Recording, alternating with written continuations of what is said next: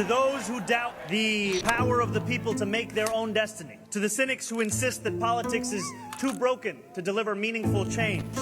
To those who think that the promises of a campaign cannot survive once confronted with the realities of government. Today is your answer.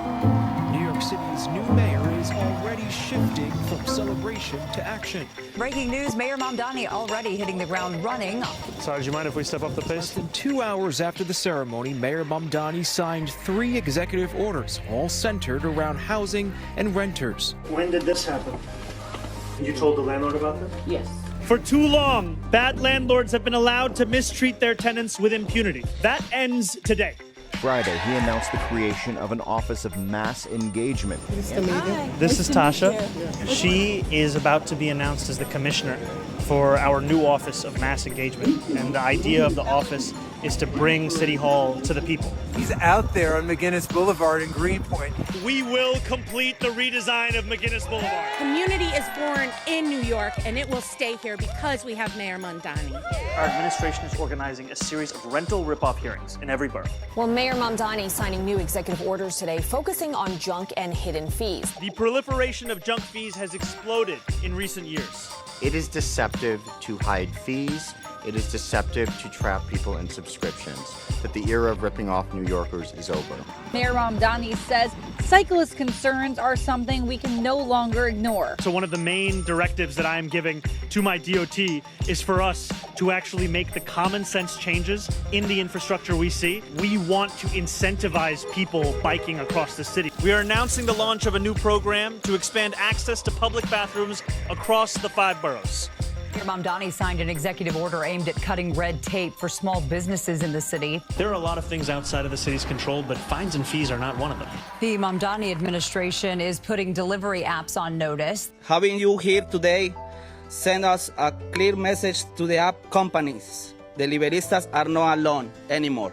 This appointment speaks to the excellence in Afia Tamensa's record and in her vision to advance an agenda of racial equity and justice. Today he announced a $2.1 million settlement with A&E Real Estate Properties. The action we are taking today is not only one of good governance, it's one of a moral imperative. Today at Jacoby Hospital, he announced the reactivation of Just Home, a supportive housing program for New Yorkers with complex medical needs.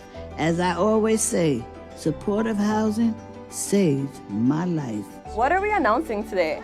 We are announcing $1.21 billion in investments in making universal childcare a reality in New York City. It's awesome. We need to speak to New Yorkers through every single medium that they see themselves and see the world around them. And all of you are such critical parts of that. And now I'm going to take a very poorly composed selfie.